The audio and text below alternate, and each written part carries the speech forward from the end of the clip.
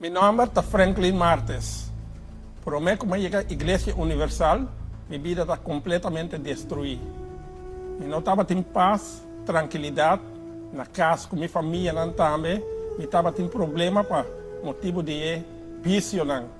Para mais de 30 anos largo, minha caída em vício, entre outros, álcool, e uma coisa visita é uma prostituta. Minha querer com essa aí me por aí é baixo, como estava tendo na minha vida. Mas a situação a cambia, agora mais uma invitação para visitar a Igreja Universal. Ora mais chega, mas ora mais sente uma diferença. Mas começar a participar na tour e reunião. Já domingo e já viernes para minha liberação. E assim, eu me por visa, Deus liberar-me, me está feliz, me tem paz, me tem tranquilidade. E tudo coisa cambia na minha casa, danke a Deus.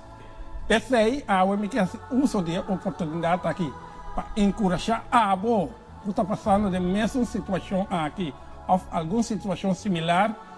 Me quero invitação na avó para bem com fé participar na nossa reunião de liberação. Nosso pastor na lá para braço abrir para ajudá-lo.